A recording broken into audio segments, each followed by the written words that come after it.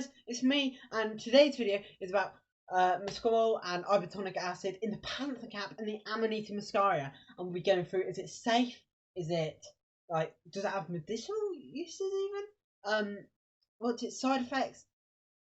Or quite how bad or how interesting it is, actually. It's quite fun doing this research, the research on this. Remember, everything is factual evidence. I'm not spreading any misinformation. Everything I'm saying is true. And I'm open to learn more. So if you want to say anything in the comments or anything like that, I'm open to suggestions to learn more. Maybe do another video on a similar topic or something like that. But for the truth behind series, I think I've done the two things that I've done now. That I want to do now about chemical substances, psilocybin and Hypotonic Acid, muscaria. And I'm probably going to do more things like the first one, like air conditioning video. And at the time that I'm recording this, it's that one's been released and it's doing really well. So thank you very much, guys. Truly appreciated for all the support. And anyway, let's get into it. So first of all, Hypotonic Acid. Chemical formula of C5, H6, N2, and O4. So it's not got the phosphorus like psilocybin. It's a powerful neurotoxicant, big words,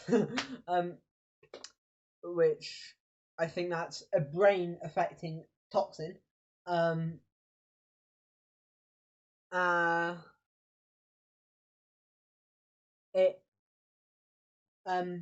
The consumption of it, guys, causes destruction of basal forebrain cholinergic neurons, which I think it has stuff to do with sleeping and stuff like that. But actually, I don't think that's such a bad thing, because I did read somewhere else that muscimol, not Hypotonic Acid, but muscimol actually can treat insomnia, which is quite a big thing, to be fair.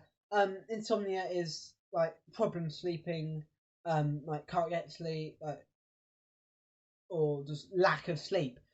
So yeah, that's quite a big thing. So it does help with that. For a psychoactive effect, with Hypotonic Acid, you need 20 to 30 milligrams. So what's that, like 0.02 or 0.03 grams. So it's a small amount, but like, for as far as chemical substances are concerned, it's quite a large amount. So it's interesting. Too much. So this is where it can start to get a bit dodgy. Too much of this can cause isoschiazole. I don't like X's.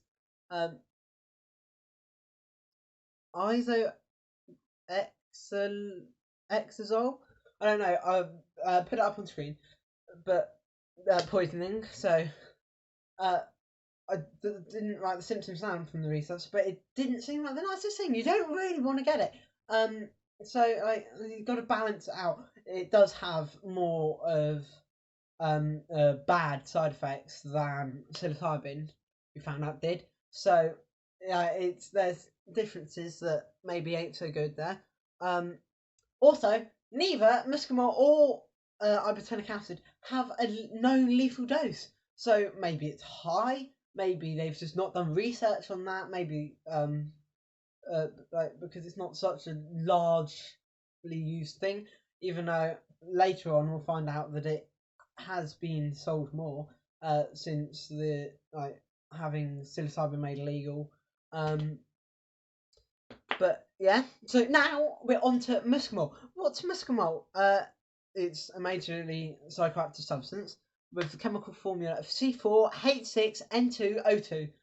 So quite similar to Hypotonic Acid. It contains the same elements, but different amount of atoms.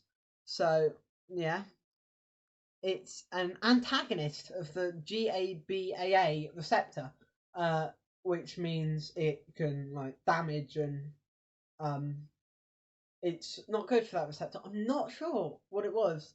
I forgot to look it up actually, but is that a good thing? Is that a bad thing? I'm not sure. So you tell me, guys. It's very soluble. Like I don't really need to go into detail on that. It also, like I said a minute ago, similar to hypotonic acid, doesn't have a known lethal dose. So is it too high? Is it too low? Like I'm not sure. Um, but this and it only takes 6 milligrams instead of 30 milligrams to be psychoactive. So that's a very small amount. I think it was only 6 milligrams used with psilocybin for a medical dose, and 6 milligrams of this will give you that like high feeling and make and it's psychoactive. So that's interesting that it's such a small amount. So maybe it has got a small lethal dose, but of course it's just not known. But yeah, this is where it gets bad. It can cause, I think it can also cause the isoxolol poisoning. Tell me if I'm pronouncing that wrong. I'm probably pronouncing it wrong. I'm not good with X's. But it can cause gastrointestinal discomfort. So that includes nausea, vomiting, diarrhea, stomach cramps. It can also induce violent behaviour, which is a really interesting one because a lot of pure natural occurring substances that used as drugs like decrease violence, whereas more chemical man-made substances induce violence. So this is quite an interesting one that this like you can get more violent. Like that's one to be noted down. So that's both of the chemicals inside of these mushrooms, guys. What are the mushrooms like themselves? So there's Amanita muscaria, which apparently spring and summer fruitings are up to 10 times more potent than autumn fruitings. That's unbelievable. So when no after this, well, you can make your own mind up on whether what you think about Flygax and Panther Caps. But yeah, it's interesting. Like the time of year affects it quite that much. It's legal in the UK, and its sales have massively increased since the since making psilocybin highly illegal. So that's another Of course, it was going to, but I've got something to say at the end of this video because I'm not quite sure on what their logic is here. Of course, Amanita muscaria. I'll show you a picture on the screen here. And is the typical fairy tale mushroom or Mario mushroom or whatever you want to call it, but it's a typical red cap, white specks on the cap, white stem, white gills, ring, floppy ring, bulbous. But yeah, it's the typical mushroom image. So that's quite an interesting how such a what a mushroom that most people want to avoid is the most common image that you see of mushrooms.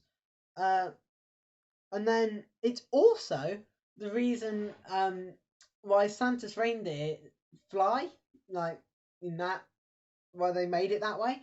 Because reindeer up in Northern Hemisphere, where they live, actually consume this mushroom. And what I think it was in Siberia, what they do is they drink the reindeer urine to get this mushroom's effect less potently.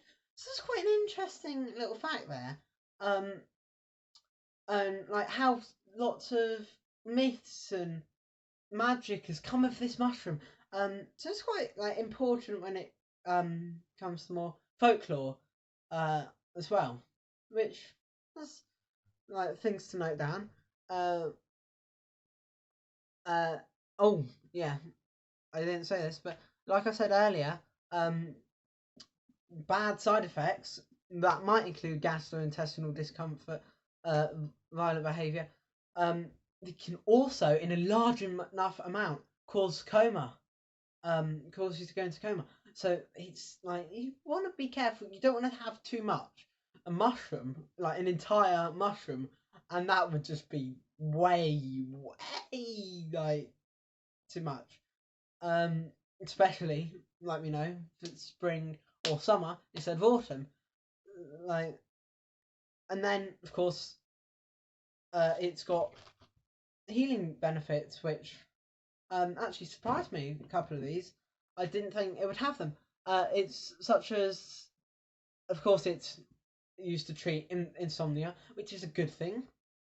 But also good for sore throat, sore throat, throat, sore throat. So that's interesting. That it's good for sore throats. I wonder whether that would be ingesting a solid of it, or I'm not sure. This is the mushroom itself, guys. I'm not sure which substance it is in the mushroom that helps with this. I'm not sure if it's even one of the substances. This is just the mushroom itself. And then it helps. It's beneficial for swollen lymph nodes. So keep that in mind. Joint pain, and even used to treat arthritis.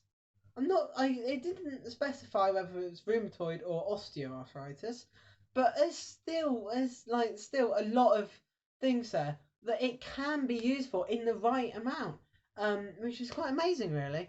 And then, of course, the other mushroom that we were going to talk about is the panther cap, Amanita pantherina, which is just a stronger version. It doesn't contain muscarin, which Amanita muscaria does contain trace amount of muscarin, and muscarin is what is in a lot of like isotopes and sliticibes and just a lot of the typical funnel caps that are actually deadly poisonous, or even lepidoids.